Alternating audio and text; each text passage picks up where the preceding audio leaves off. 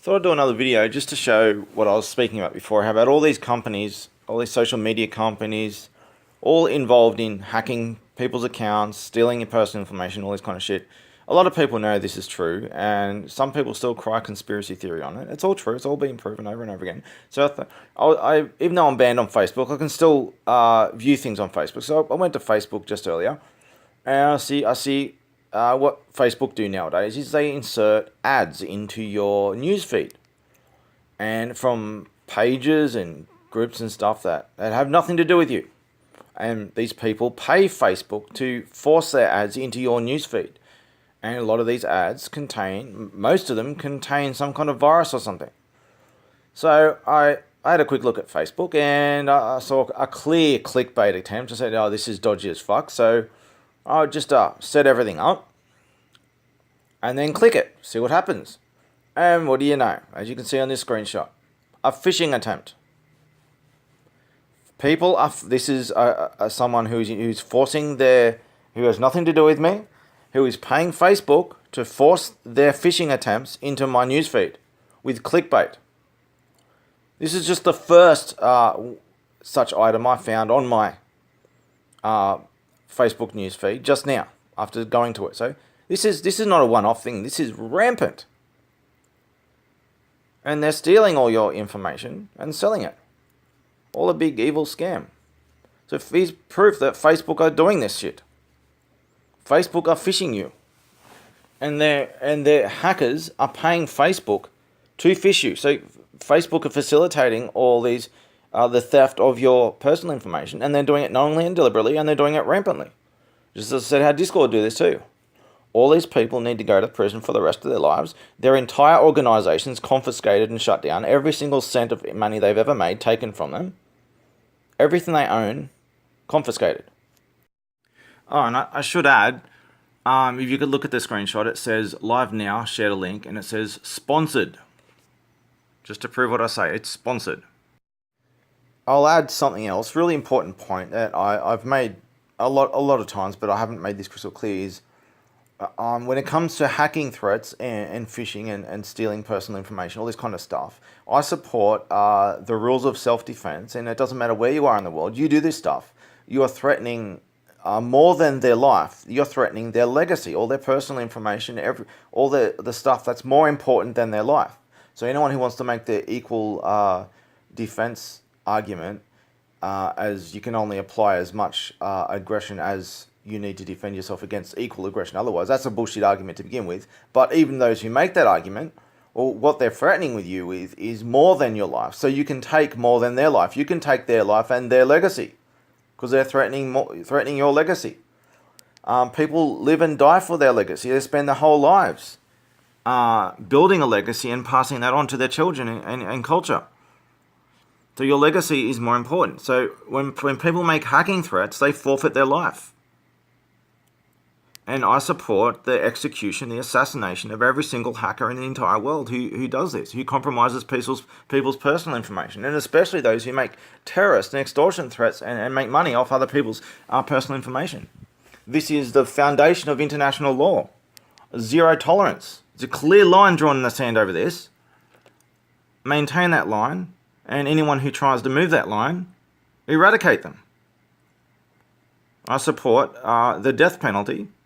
I support, with governments, I should make this point, governments should be required, because of the power they have, they should be required to have to go through the legal system and get warrants in order to take them, and to have the legal right to infiltrate another country, to locate and kidnap any hacker. All this Lori Love stuff, for example, if you can prove in a court, in an international court, that these crimes have been done, then you have the legal right to kidnap these people. And I don't care what anyone says now otherwise. People don't understand the situation, especially with people like Lori Love.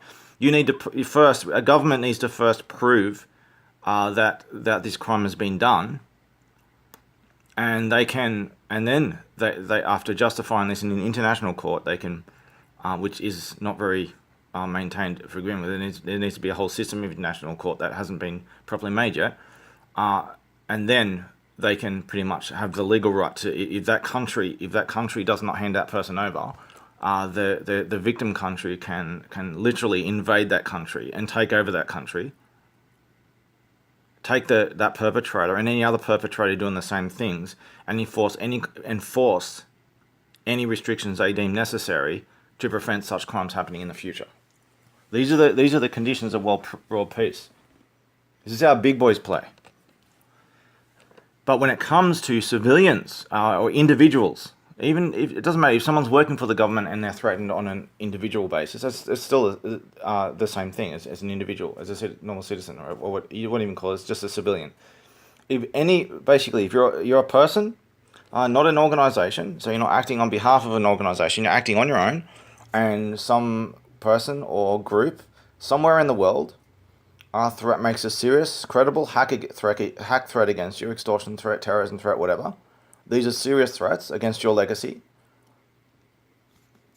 You have the legal right, without trial, without any court case.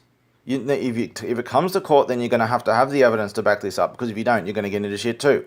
So there's consequences for you after you do this. But in self-defense, you have the legal right to go over there and execute them for making these threats. And in self-defense, you have the right to hire or ask someone else in their own country to execute this criminal who's doing these terrorism type of crimes, cyber terrorism type of crimes. And this is the law, whether people recognize it or not. There are people who make up new laws that are unjustified. They're fake laws. They're policies, but they're not law.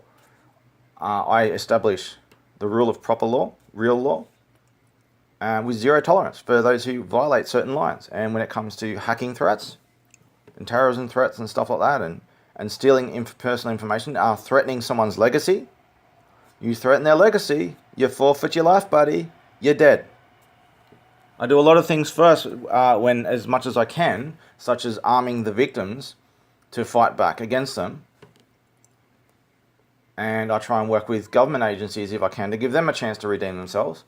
But understand that I have anyone who makes a hacking threat against me, or anyone I see, and I have evidence of them doing it, I have the legal right to hunt you down and deal with you personally.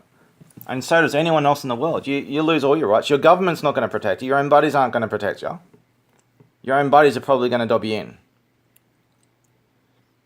So when it comes to people who do this kind of stuff, even Facebook, in this Facebook example, they're liable for what's done. And this is not a one-off thing. So this isn't just from negligence. This is from intentional act. And anyone who knows this topic knows that Facebook and every social media website are intentionally doing all this evil shit, not just phishing people and stealing their information. And there was all court hearings over this, ongoing court hearings over this. It's not just that. It's all this censorship stuff, slander, all kinds of rigging elections, all kinds of evil shit. And they all need to be fucking executed because of the law. This is the law. Anyone who does these serious crimes, threatening world peace, by law, must be executed. And the only reason why hacking is such a social problem is because people who do these crimes, they get away with it rampantly. There's no one in the world who's really fighting for it. The very government organizations who claim to fight against cybersecurity threats, there's very, very, very little they even do. And what little they do is insignificant and meaningless. And they actually support cyber crimes far more than that they help. Anonymous is the international police force of cybercrime and many other things as well. Understand this.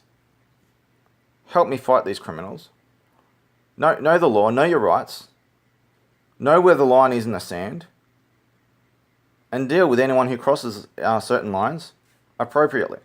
And when it comes to threatening people's legacy, understand that this is the line. Zero tolerance. You threaten someone's legacy, you're gone.